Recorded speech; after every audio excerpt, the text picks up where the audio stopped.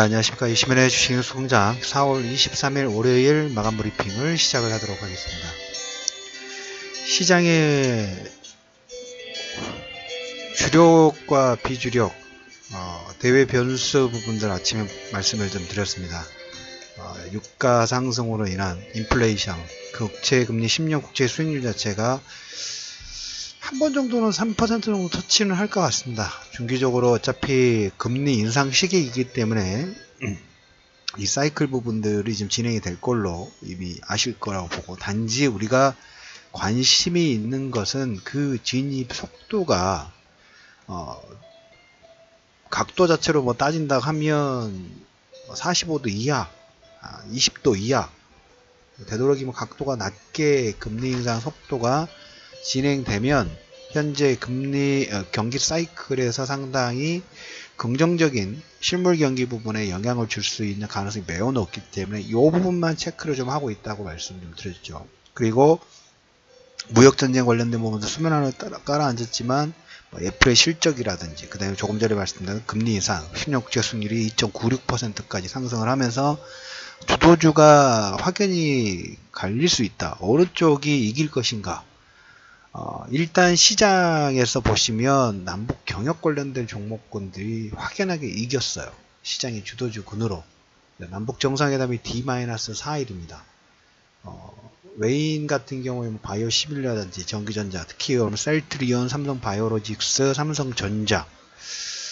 삼성전자가 얘기 나왔으면 잠깐 코멘트 드리면, 삼성전자 지분을 어떻게 할 것인가, 삼성물산에서 어떻게 처리할 것인가, 바이오로직스하고 한번 이렇게 체인지 될 수 있는 가능성도 일단 시장에서 계속 컨센서스가 나오고 있습니다. 삼성 바이오로직스가 작년 하반기부터 상당히 많은 주가 부분들이 올라왔죠. 올라와서 평가 가치가 상당히 많이 업그레이드 됐어요. 전에 그거랑 비슷한 느낌이 있습니다. 에버랜드 공시지가가 1원이었는데 그 다음에 갑자기 100원 정도, 10원 정도 됐다가 다시 그 다음에 또 내려갔죠. 올라갔을 때 삼성물산, 제일모직의 평가 부분으로 말이 많았었던 그 부분이 진행됐는데, 삼성바이오로직스가 물론 허가도 받고 그렇게 진행됐고 흑자전환 부분들 진행이 됐는데, 삼성바이오로직스의 주가 평가 가격 부분이 상승을 하면서 그 지분 가치를 가지고 뭔가 또 다른 액션 부분들 할 수 있는 가능성도 있다라는 거, 시장에서 그 부분들을 일부 주목을 하고 있다는 거. 왜 바이오로직스, 셀트리온도 주가 상승 부분에 나왔습니다만은, 이제까지 한번 계속 그런 장난 부분들을 언론에 알려진 게 아니지만 이쪽 증권가 쪽에서는 암암리에 다 알려진 내용 중에 하나입니다. 그런 식으로 상승 부분들 지키고 그걸 지분 가치 가지고 또 다른 더 나은 평가 차익 부분들 만드는 그레이드 부분들을 진행했기 때문에, 그래서 그 부분도 체크해 놓으시고, 또 오늘 외국인들이 바이오 시밀리아나 전기전자 쪽 매도 부분들을 진행을 했는데, 시장에서도 보면 외국인들이 선물만 집중적으로 장중에 매매 부분들을 했어요. 장중에. 물론 마지막 들어서 많이 축소가 좀 되긴 됐습니다만은, 장중에 금액 부분, 특히 선물 같은 경우에 매수 들어왔던 강도 자체를 보면 거의 4,000개까지 매수가 들어왔어요. 3,800개까지 매수가 들어왔다가 오장들을 쭉 밀렸고, 그 다음에 현물 같은 경우는 코스닥이 오늘 좀 많이 팔았습니다. 1,000억 정도, 그래서 3,000억 정도. 그래서 거래소 쪽에서 외국인들의 매도 부분들을 개인이 받는 모습, 거기에 연기금 230억 정도 매수가 들어왔는데, 시장에서 지금 이제 남북 정상회담 관련된 부분하고 무역전쟁, 그 다음에 금리 인상 속도 부분들에서는 시장에서 약간 좀 주목을 좀 하고 있죠. 그 와중에 이 모멘텀 플레이 된다고 말씀드렸죠. 남북 경협 관련된 종목군들이 기존의 건설주의 섹터 부분이었다면 지난주 후반부터 기자재, 그 다음에 전선, 아무래도 인프라 투자에서 여러 가지 부분들이 있지만 여기에 연관되는 내용을 가지고 있거나 관련 부품 부분들을 한다든가, 공사 관련 납품 기자재 부분들을 한다든가, 이 종목군들 사이로 중용주급에서 순환매가 돌고 있다고 말씀을 드렸죠. 오늘 장중에 대표적인 케이스로 여기 관련된 종목군 중에 하나면 현대로텀이라는 종목이에요. 장중에 16% 정도 급등 부분들이 좀 나왔고, 여기는 어떻게 보면 기대감 자체가 향후의 기대감으로 종목군의 미리 가치 부분들 미리 끌어당겨 쓰고 있는 그런 와중이죠. 자, 그러면서 이제 어떻게 보면 삼성전자 실적 발표처럼 이번 주 D-4일입니다. 최소한 20-30% 이상의 급등 부분들이 진행이 좀 됐어요. 아마 송보르기 부분도 좀 진행을 하고 정상회담 내용 부분들을 가지고 지금 시장에서 예상치이긴 합니다만은 남북 경협 부분들을 어떻게 진행할 것인가. 정전은 뭐 시장에서 거의 다 받아들인 쪽으로 들어갔기 때문에 그 전에 남북과 북이 이 협상, 경제 협력 부분들을 어떻게 하실 것인가. 여기에 대한 코멘트에 따라서는 종목권도 2차 상승 부분들이 아마 진행이 좀 될 겁니다. 그래서 지금 종목군별로 이쪽 남북 경협 관련된 종목권들을 보유를 하신 분이라면 뭐 10에서 한 20% 이상의 급등 부분들이 진행이 됐다가 하면 비중을 다 줄일 필요는 없어요. 하지만 30에서 한 50% 정도는 한 10% 이상의 급등이 나오면 챙겨 놓으셨다가 눌림목 나올 때 다시 이걸 준비 부분, 받을 준비라든지 시장 상황 부분에서 분할 매수 부분들을 준비해 보는 것도 하나의 방법이다라는 얘기를 좀 드려보도록 하겠고, 그래서 제약업종 같은 경우에라도 전기전자 같은 경우는 작년 2017년도, 16년도, 16, 17, 18년도까지 해서 계속 중간중간에 강세를 이끌었던 종목군들은 차익 강했죠. 그리고 계속적으로 컬에 해당되는 건설이라든지 기계라든지 이런 산업 관련된, 그리고 오늘 또 대표적인 케이스 부분들을 보면 하나은행이 상당히 급등 부분들을 좀 했어요. 은행 보험 꿈틀꿈틀 한다고 말씀을 좀 드렸죠. 주말에 특집 방송 부분들 못 들으신 분들은 꼭 다시 한번 들어주셨으면 좋겠다라는, 들으시면 좋지 않을까라는 얘기를 좀 드려보도록 하겠습니다. 건설만 무조건 오르지 않아요.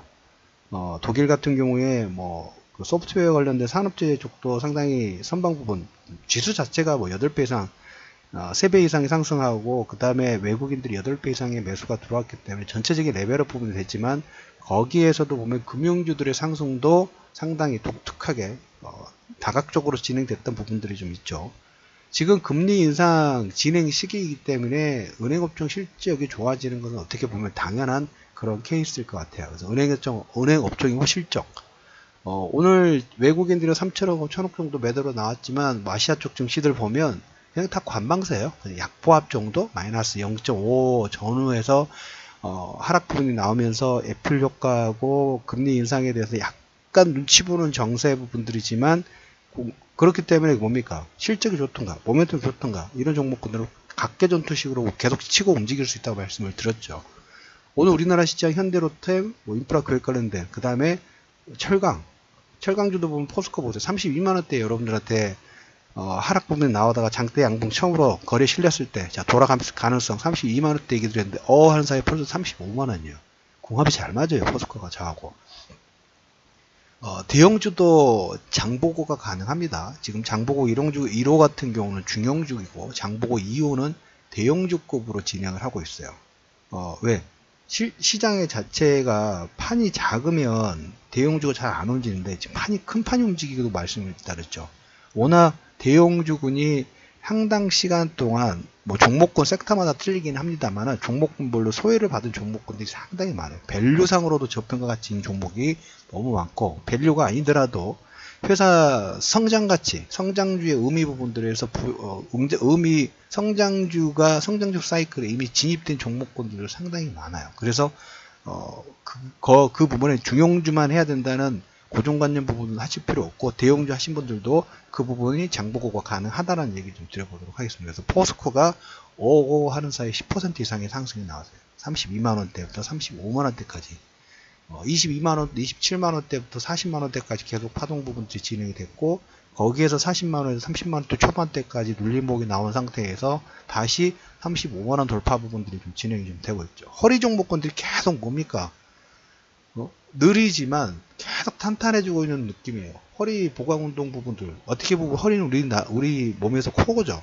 코어가 탄탄해지고 있는 느낌 부분이 있기 때문에 이런 종목군들 흐름 부분 보고 있으면 뿌듯합니다. 더 좋아지고 있구나. 물론 이게 상승의 속도가 현대로템처럼 급등이 16%, 17% 정도 나오면 눈에 확 띄겠죠. 근데 이런 종목군들은 작년에, 재작년에 보세요. 포스코 22만원대, 20만원대 코멘트 드렸을 때 40만원대까지 정말 차분하게 움직여버려요. 추세를 가지고 움직여버리잖아요. 그래서 이런 것은 어떻게 보면 성장적 사이클하고 비슷한 거예요. 자기 원래 본질가치 부분들이라든지 향후의 성장 기대감 자체가 주가의 상승 부분들을 계속 밑에서 펌핑질 부분들 하다 보니까 추세 자체가 우상향 되는 종목들. 이런 것은 뭡니까? 그냥 사놓고 그냥 시간 투자만 해놓으면 되는 거죠. 이런 종목군들 포석을 계속 비중을 여윳돈 생길 때마다 100주, 200주 이런 식으로 사놓고 시간만 한 1년으로 지나면 20-30% 내는 게 어려울까요?